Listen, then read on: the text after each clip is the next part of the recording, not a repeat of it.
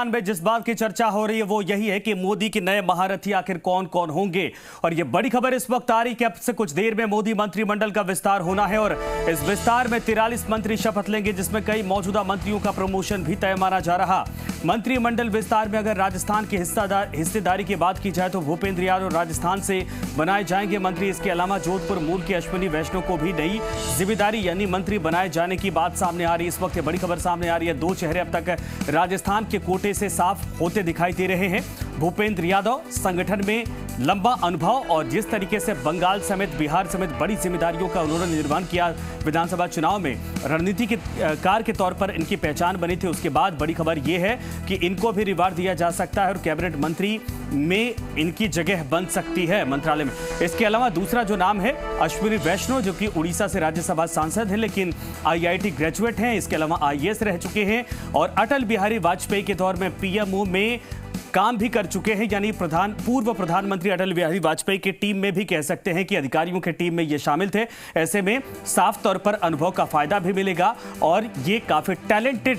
चेहरे के तौर पर भी मंत्रिमंडल में शामिल हो सकते हैं, जिसको लेकर इस वक्त ये खबरें साफ होती दिखाई दे रही है। शशि मोहन शर्मा इस वक्त हमारे साथ हमारे सहयोगी जुड़ गए हैं। शशि, दो नामों को लेकर अभी क्लियरिफिकेशन मिल रहा है कि दो नाम साफ तौर पर दिखाई दे रहे हैं और ये दोनों दिग्गज नाम हैं राजस्थान कोटे से। देखिए, राजस्थान से दो नाम सीधे तौर पर तो नहीं कहे जा सकते, लेकिन हाँ ये ज़रूर है कि उनका जुड़ाव राजस्थान से ज़रूर है। भूपेंद्र यादव पहला नाम है, दूसरा नाम आपने अश्विनी वैष्णव का बताया जो रिटायर्ड IAS ऑफिसर हैं। दरअसल अश्विनी जो वैष्णव हैं वो प्रधानमंत्री नरेंद्र मोदी की पसंद है। वो पहले अटल बिहारी वाजपेयी सरकार के समय PMO में काम कर चुके हैं, अभी ओडिशा से राज्यसभा सांसद हैं, IAS रहे हुए हैं और IAS रहते समय उनका जो कामकाज था, खासतौर से PMO में किया गया काम, वो उल्लेखनीय काम था और IIT होने के नाते तकनीकी मामलों के जानकार हैं, विषय की भी अच्छी समझ रखते हैं, किसी भी विषय पर जल्दी पकड़ बना लेते हैं। इस कारण से उनको शामिल किया जा रहा है। संभवतः सरकार का ये मानना है कि अच्छी डिलीवरी वो दे सकेंगे जो भी मंत्रालय उनको दिया जाएगा उसके अंदर। एक चीज़ और यहाँ पर ध्यान देने लायक है संजय कि दो नाम तो हैं लेकिन उसके साथ अर्जुन राम मेघवाल को भी इग्नोर नहीं किया जा सकता, जिनका एलिवेशन हो रहा है। अर्जुन राम मेघवाल को भी थोड़ी देर पहले जो PM हाउस पर प्रधानमंत्री ने चाय पर बुलाया था, जो प्रस्तावित चेहरे हैं, संभावित चेहरे हैं मंत्रिमंडल में शामिल होने वाले, उस दौरान केंद्रीय मंत्री अर्जुन राम मेघवाल भी पहुंचे थे। अब तक देखिए राज्य मंत्री के रूप में रहे हैं, सर्वश्रेष्ठ सांसद कई बार चुने जा चुके हैं और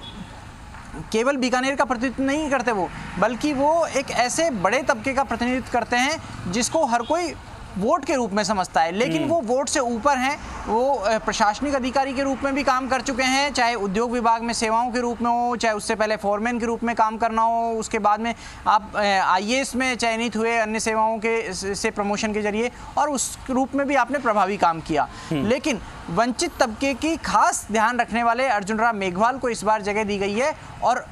बड़ी संभावना इस बात की है कि वो BJP के पार्लियामेंट्री बोर्ड में जगह बना पाएं। देखिए, ये खबर BJP में कई नेताओं के चेहरों पर थोड़ी सी चिंता की लकीरें उकेर सकती है और कईयों के चेहरों पर मुस्कुराहट ला सकती है। अर्जुन राम मेघवाल अगर BJP के पार्लियामेंट्री बोर्ड में शामिल होते हैं तो उसके कई दूरगामी प्रभाव भी हो सकते हैं। बहरहाल अर्जुन राम मेघवाल भी अच्छी डिलीवरी देते रहे हैं, चाहे वो संसदीय कार्य मंत्री के रूप में हो, MOS रहे हैं, प्रहलाद जोशी के साथ में मोर्चा संभालते थे, लेकिन फ्लोर मैनेजमेंट लोकसभा में जो रहा वो उनका काबिल तारीफ रहा और कभी सरकार को घिरने नहीं दिया, इसलिए भी उनको प्रमोशन दिया जा रहा है। अब वो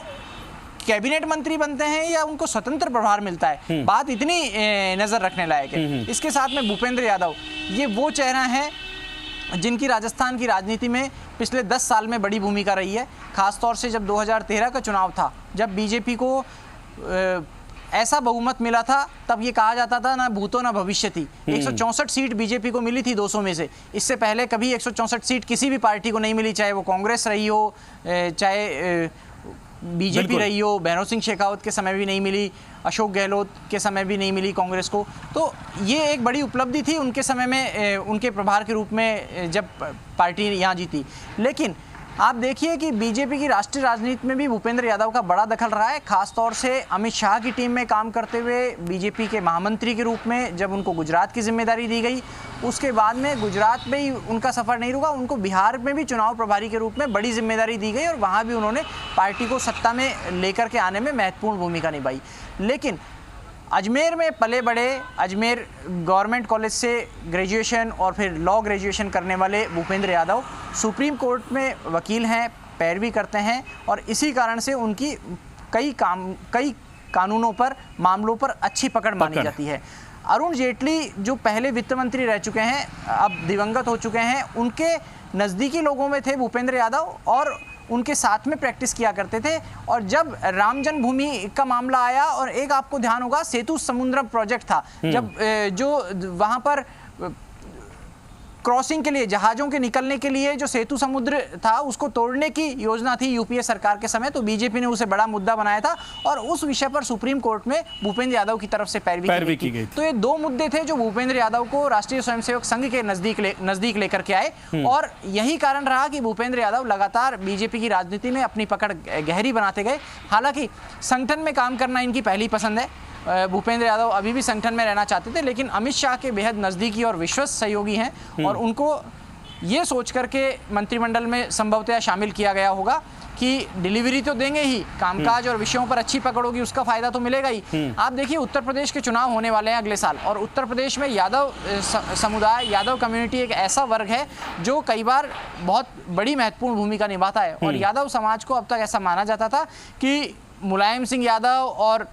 अखिलेश यादव के कारण वो समाजवादी पार्टी से ही सीधे तौर पर जुड़े हुए हैं, लेकिन अखिलेश यादव के वोट बैंक में एक बड़ी सेंध लग सकती है भूपेंद्र यादव को मंत्री बनाए जाने से। इसके साथ में हरियाणा में बड़ा असर है, राजस्थान का एक बड़ा हिस्सा है, कई सीटें ऐसी हैं राजस्थान में जहां यादव वोट डिसाइडिंग फैक्टर है और ये सब पहलू देखते हुए भूपेंद्र यादव को मंत्रिमंडल में जगह मिली है। एक बात और हो गई है भूपेंद्र यादव के आने से, और राहुल कस्वां का जो नाम संभावित बताया जा रहा था वो फिलहाल अब साफ हो गया कि राहुल कस्वां मंत्रिमंडल में नहीं आ रहे हैं। हालांकि इससे चुरू की राजनीति प्रभावित होती है अगर राहुल कस्वां आते तो, लेकिन अभी भी काफ़ी हद तक बीजेपी बैलेंस करने की कोशिश करेगी। राहुल कस्वां के नहीं आने से कैलाश चौधरी और उनके समर्थक कंफर्ट जोन में महसूस कर रहे हैं। जिन मंत्रियों ने इस्तीफे दिए हैं, जहां तक मैं याद कर पा रहा हूं, शायद ऐसे 11 चेहरे हैं जिन्होंने इस्तीफे दिए, उनमें कैलाश चौधरी का नाम शामिल नहीं है। तो कैलाश चौधरी की सीट अभी सुरक्षित रह गई है। केंद्रीय कृषि राज्य मंत्री के रूप में अभी काम कर रहे हैं, लेकिन संभव है कि उनका विभाग बदला जा सकता है। नए जब पोर्टफोलियो का बंटवारा होगा, संभवतः देर रात तक या कल सुबह तक, देर रात तक ही हो जाएगा पोर्टफोलियो का बंटवारा, क्योंकि प्रधानमंत्री ने अपने मन में तय भी कर रखा होगा कि किसको कौन सा मंत्रालय देना है। और अमित शाह से भी अगर चर्चा हुई होगी, जेपी नड्डा जो राष्ट्रीय अध्यक्ष हैं बीजेपी के, उनसे भी इस बात पर चर्चा हुई होगी और उन्होंने तय कर भी लिया होगा आपस की बैठक में कि किसको देना है। संभवतः देर रात तक मंत्रालयों की सूची भी जारी हो जाएगी, जिससे बिल्कुल सही आपने कहा शशि, और साफ तौर पर यह है कि 3 चेहरे पहले से हैं केंद्रीय मंत्रिमंडल में, लेकिन अगर ये 2 चेहरे साफ होते हैं, इनमें अगर एक बार अश्विनी वैष्णव का नाम ओडिशा कोटे से भी रख लिया जाए, तब भी भूपेंद्र यादव के तौर पर बड़ा दमदार चेहरा मंत्रिमंडल में शामिल होने जा रहा है। धन्यवाद आपका इस पूरी तमाम जानकारी के लिए। और साफ तौर पर यह कि बहुत व्यापक मैसेज देने की कोशिश की जा रही है इस बार मंत्रिमंडल विस्तार में मोदी सरकार की तरफ से। बढ़ते आगे, राजस्थान में बजरी माफियाओं का आतंक थमने का नाम नहीं ले रहा है और बजरी माफिया बेखौफ